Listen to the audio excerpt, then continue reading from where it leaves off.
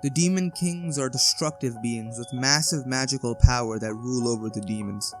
Anos Voldigoad was the original Demon King, and while all other demons were considered their founder. His beginnings, however, were not as grand as his accomplishments.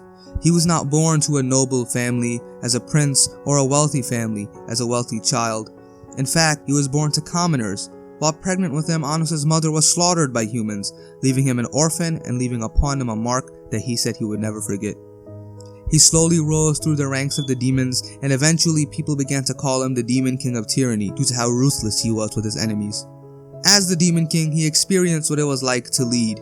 He saw the truth in the world and realized that if even the humans or demons were to be completely wiped out, that the humans and other races would eventually wait just a small amount of time before attacking each other.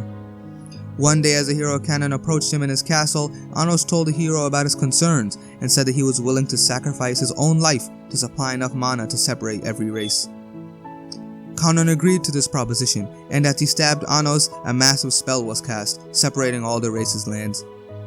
Anos told Kanan that he would reincarnate in about 2,000 years and that hopefully the world would be a better place. He then passes away, only to be born again 2,000 years later to Isabella and Gusta. After Anos was reincarnated, it took him roughly 2 uses of the magic crest to age himself into a teen. Like no lie, this man was talking as an infant. He had a deep ass voice while he was like a day old. If that was my kid, I would have thrown his ass out the window. Anos eventually gets an invitation to the Demon King Academy, and he and his parents agree to move there so that he could attend the academy. While going to the entrance exams, he meets Misha Necron, who becomes his first friend, and Zepis Indu, who mocks him for coming to the entrance exams with his parents. Zepis attempts to use flame magic to intimidate Anos, but Anos just blows it out. Using compulsion magic, Anos causes Zepis to stop in his tracks as he and Misha walk away. After entering the arena, Anos notices that his opponent is Zepis. Zepis boasts about his new flaming demon sword, but once again, Anos blows out the flame. Anos then enhances his own heartbeat and damages Zepis' organs. Zepis still won't give up, however, making a zest with Anos, a zest being a contract. Under the contract, Anos cannot use compulsion magic, and the match only ends if Zepis yields.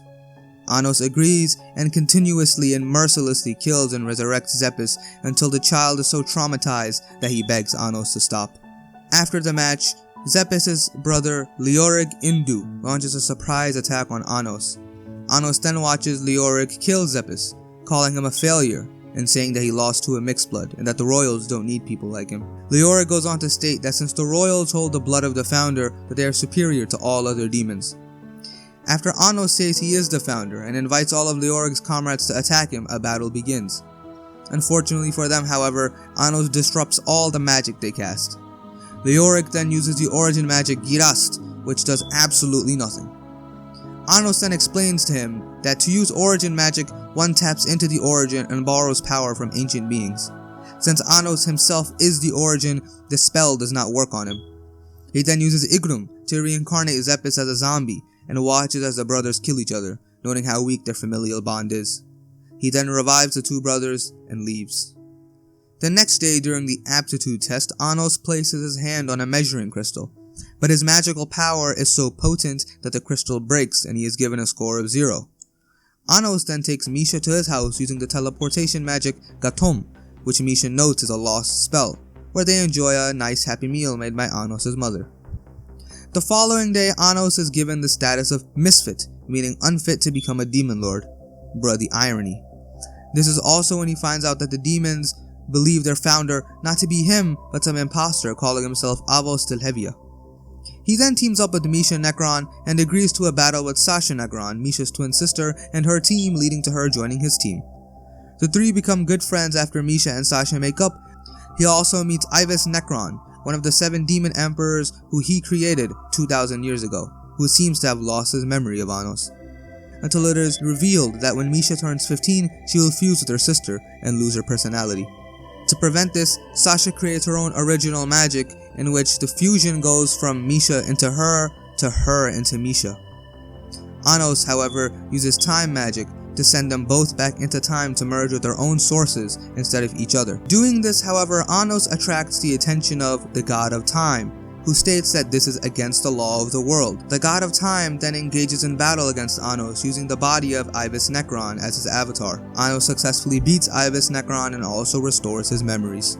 Next we are introduced to Lay, the reincarnation of the hero canon. After requesting to join Anos' team, Anos gives him the condition that he must lose in a battle to him.